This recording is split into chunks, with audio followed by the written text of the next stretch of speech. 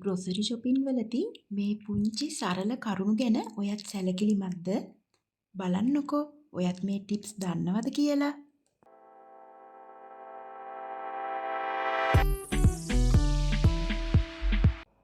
Hi. ඔන්න අද video එකෙන් කතා කරන්න හිතුවා ගෘහණියක් විදිහට දැනගෙන සිටිය යුතුම කාරණයක් ගැන. එහෙනම් වීඩියෝ එකේ දිගටම රැඳිලා ඉන්න කියලා ආරාධනා කරනවා. අද මම කතා කරන්නේ වියදම අඩුවෙන් ග්‍රොසරි shopping කරන්න මම භාවිත කරන ටිප්ස් මොනවද කියලා. පළවෙනිම දේ තමයි shopping යන්න ඉස්සෙල්ලා ගේන්න ඕනි මොනවද කියන එක ගැන ලිස්ට් එකක් හදාගන්න එක. මම ඉස්සෙල්ලා වීඩියෝ වලත් කියලා ඇති මං කුස්සියේ කබඩ් වල බඩු අහුරන්නේ කබඩ් එක ඇරිය ගමන් ඒකේ තියෙන්නේ මොනවද කියලා පේන විදිහට. ඒ වගේම මේ ඒ දේවල් වලට නියමිත ස්ථානත් වෙන් වෙලා තියෙනවා. ඉතින් මට ලේසි ගෙදර නැත්තේ මොනවද අඩුපාඩු මොනවද කියලා ඉක්මනින්ම අයිඩියා එකක් ගන්න.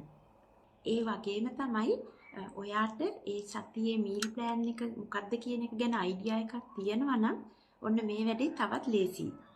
දැන් උදාහරණයක් විදිහට ඔයා කලින්ම ප්ලෑන් කරලා තියෙනවා නම් මේක සතියක උදේට දවල්ට රැට කෑමට ගන්නේ මොනවද කියලා ඒක කලින් ප්ලෑන් කරලා තියෙනවා නම් ඔයාට ඒකට හරියන විදිහට අඩුපාඩු ටික බලලා ලිස්ට් එකට දාගන්න පුළුවන්. මේ එහෙම මං හදන ලිස්ට් එක දැන් මේ තියෙන්නේ මේ සතියේ මගේ මීල් ප්ලෑන් එක.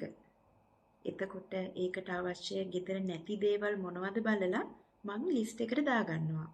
මීට අමතරව මං උයද්දි ඉවර වෙන ඒවා ඒ වෙලාවෙම ෆෝන් එකේ නෝට් එකක් දාගන්නවා.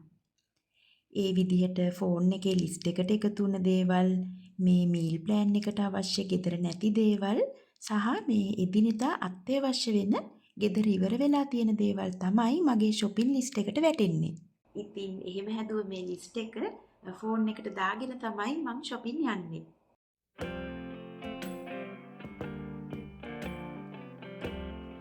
ඉතින් මේ ලිස්ට් එකක් හදාගෙන ගියා වගේම shopping කරද්දිත් මේ ලිස්ට් එකෙන් පිට නොයන්න මං ගොඩාක් වග බලා ගන්නවා. ලිස්ට් එක හදන එකේ වාසිය තමයි ලිස්ට් එක නිසා අනවශ්‍ය දේවල් ගන්නේ නැහැ.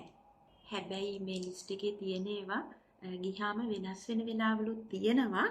දැන් සමහර දේවල් වල මිල ඒ සතියේ ගොඩාක් ඉහළ ගිහින් නම් ඒක නොගන්න වෙලාවල් වගේම අර ඒකට ආදේශකයක් ඒ වෙලාවේ හිතලා ගන්න වෙලාවලුත් තියෙනවා. ගෙදර ඉවර වෙන්න ළඟ ඒත් මන් ලිස්ට් එකට දාගෙන නැති දෙයක් ඔෆර් එකක් විශේෂ මිල අඩු කිරීමක් තිබුණොත් ඒක මගේ shopping cart එකට ඇඩ් වෙනවා. හැබැයි ඒක වෙන්නේ ඒ දේ ගෙදර ඉවර වෙන්න ළඟ නම් විතරයි. කොයිතරම් මිල අඩු වුණත් මං එහෙම අනවශ්‍ය විදිහට බඩු ගෙනල්ලා ගොඩ ගහගන්නේ නම් නැහැ. මොකද එහෙම අනවශ්‍ය විදිහට ගෙනාවොත් ඒවා එක්ස්පයර් වෙනකම්ම පාවිච්චි නොවි ගෙදර ඔහේ තියෙයි. ඉතින් එක්ස්පයරි ඩේට් එක ගැන හොඳ අවධානයෙන් ඉන්න එකත් තව වැදගත් ටිප් එකක්. මොකද විශේෂයෙන් සමහර වෙලාවට ඔෆර්ස් දාන දේවල් කල් ඉක්ුත් වෙන්න ආසන්න දේවල් වෙන්න පුළුවන්. ඉතින් අපිට ළඟ දවසක පාවිච්චි කරන්න අවශ්‍යතාවක් නැත්නම් ඒක ගන්න එක වාසියකට වඩා පාඩුවක් වෙන්න ඉඩ තියෙනවා.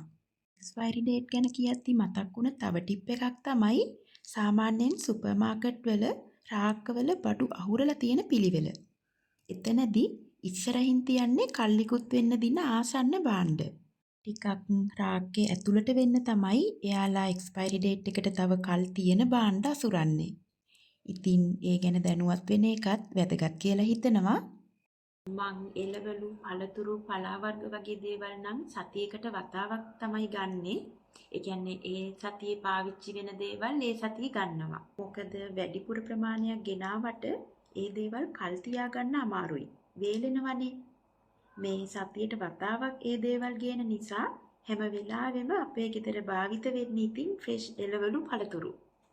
හැබැයි අල, ලූණු, පිටි, පරිප්පු ඒ වගේ අර වියලි ද්‍රව්‍ය නම් මං ටිකක් වැඩිපුර ගේනවා. ඒ කියන්නේ වැඩිපුර කාලයකට ප්‍රමාණවත් වෙන විදිහට.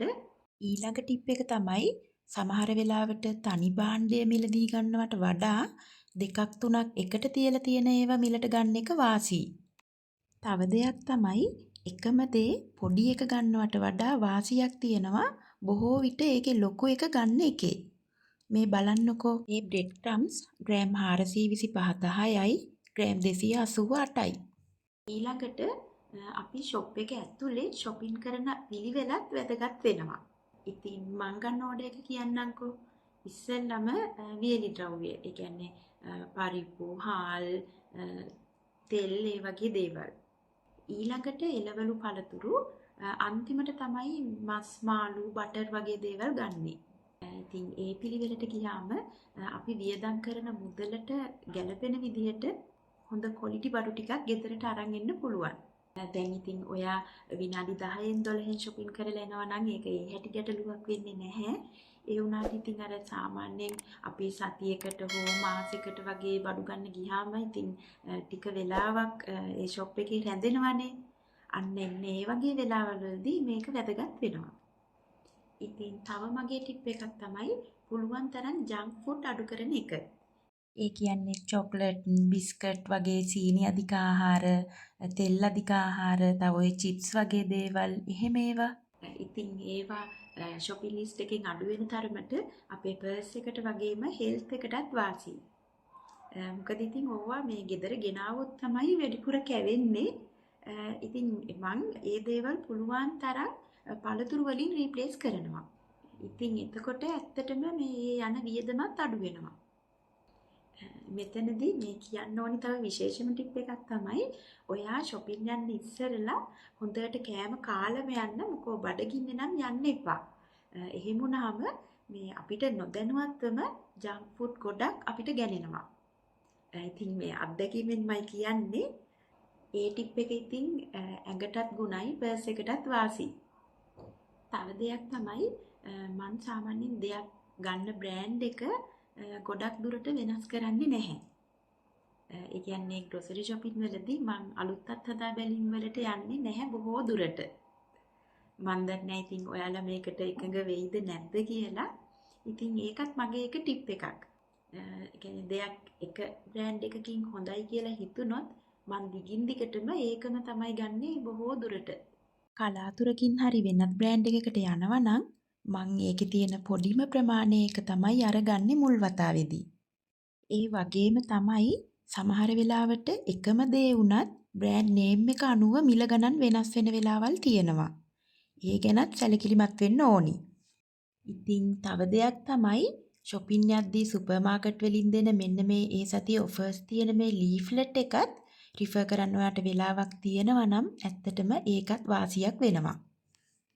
ඉතින් අන්තිම ටිප් එක තමයි බඩු අරන් ගෙදර ආව ගමන් ඒවා නිසි තැන්වල නිසි අයුරින් අසුරන එක.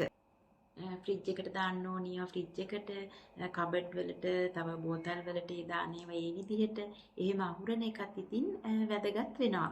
ඉතින් අද වීඩියෝ එකෙන් කතා කළේ වියදම අඩුවෙන් ගෙදරට හොඳම දේවල් තෝරගන්න මම භාවිත කරන ටිප්ස් මොනවද කියලා. ඉතින් වීඩියෝ එක වැදගත් වුණා කියලා හිතෙනවා නම් channel එක subscribe කරලා දිගටම මාත් එක්ක රැඳිලා ඉන්න කියලා ආදරෙන් මතක් කරනවා. එහෙනම් ගිහින් එන්නම්. හැමෝම පරිස්සමින් ඉන්න.